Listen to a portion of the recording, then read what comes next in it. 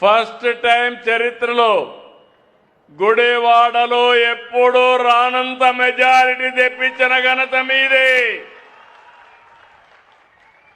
దాంతో ఆయనలో రెట్టింపు ఉత్సాహం వచ్చింది. ఏ పని చేసినా ఆనందపడుతున్నాడు. నేను మనస్ఫూర్తిగా సహకరిస్తాను ఆయనకి. చరిత్రలో చాలా ఎన్నికలు చూశాం, కానీ మన నాయకుడు ఎన్టీ రామారావు గారు ఒక హిస్టారికల్ ఎన్నికల్లో కూడా ఇంత పెద్ద మెజారిటీ రాలా, కానీ మొన్న వచ్చాయి. దానికి కారణం మీరు చూస్తే అప్పటి వరకు రాష్ట్రంలో విధ్వంసం జరిగింది. ఎవరు ఈ మారి కూర్చునే పరిస్థితి లేదు, మాట్లాడుకునే పరిస్థితి లేదు, చర్చించుకునే పరిస్థితి లేదు, కడాన మంచి జరిగితే ఆనందపడే పరిస్థితిలో కూడా లేవు. అందుకే అందరూ కూడా ఫ్రస్ట్రేషన్లో ఓటేశారు. ఈ రోజు నేను చూస్తున్నాను, ఒక పాజిటివ్ మూడ్ క్రియేట్ చేశాం.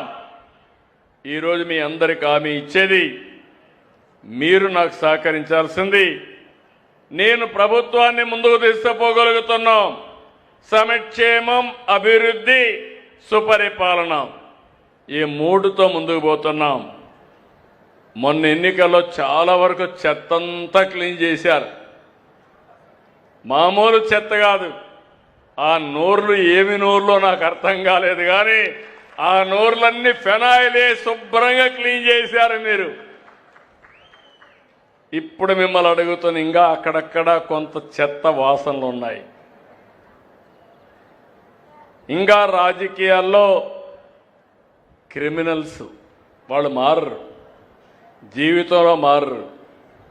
మనం మార్చాలన్నా మారే పరిస్థితి శాశ్వతంగా వీళ్ళని మార్చేయడం తప్ప లేకపోతే వీళ్ళు మారే పరిస్థితి లేదు.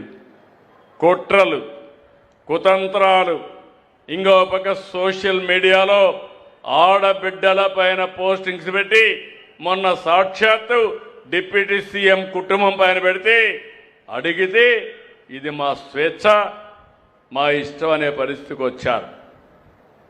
అలాంటి వారికి రాజకీయ పార్టీలు డబ్బులు ఇచ్చే పరిస్థితికి వస్తున్నాయి. నేను ఎప్పుడు కూడా పౌరుషంగా మాట్లాడను, కానీ ఒక్క విషయం మీరు గుర్తుపెట్టుకోవాలి.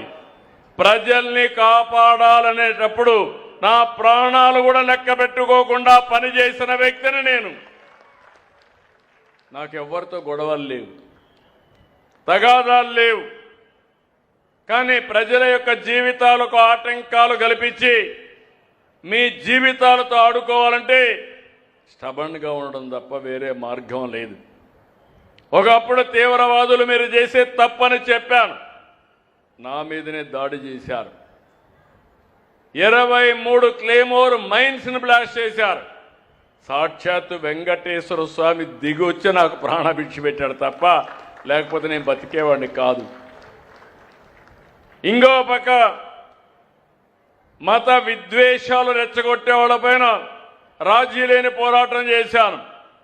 చిన్న పెద్ద రౌడీలుంటే, వీధి రౌడీలుంటే వాళ్ళ గుండెల్లో రైళ్లు పరిగెత్తిచ్చా. వేరే రాష్ట్రాలకు పారిపోయారు, ముఠాలు అణిచివేశాం. కానీ ఇప్పుడు వచ్చింది నాకు పెద్ద సమస్య. ఈ గొడ్డలి పార్టీ మామూలుగా అది. ఈ పార్టీని చూస్తే నిన్న ఒక ఉదాహరణ, ఇలాంటి ప్రతిరోజు జరుగుతూనే ఉన్నాయి. ఒక అతను మాజీ మంత్రి, శ్రీకాకుళం, ఒక యాక్సిడెంట్ కొడుకు చేశాడు. ఏం చేయాలి, కొడుకు యాక్సిడెంట్ చేశాడు, ఒక ఆయన చనిపోయాడు. చాలా పేద కుటుంబం, గొర్రెల కాపరి, వెనుకబడిన వర్గాలు. చనిపోతే ఏం చేయాలి, ఆయన్ని ఆ కుటుంబాన్ని ఆదుకోవడం, హాస్పిటల్ తీసుకుపోవడం ఇవి చేయాలి. చెయ్యకుండా ఆయన తప్పించుకోవడానికి సీసీటీవీ కెమెరాలు అన్నీ ఉన్నాయి నా దగ్గర. ఇప్పుడు ఎవడైనా తప్పు చేస్తే ట్రాక్ చేయడం సెకండ్స్లో పని తప్ప ఎవడూ తప్పించుకోలేడు. ఆ విషయాలు గుర్తుపెట్టుకోవాలి. మేనేజ్ చేసేసి వాళ్ళకి డబ్బులు ఇచ్చేసి వేరే వాళ్ళపైన కేసు పెట్టేశారు. అంటే ఒక నేరాన్ని తప్పించుకోవడానికి ఇంకొక నేరం.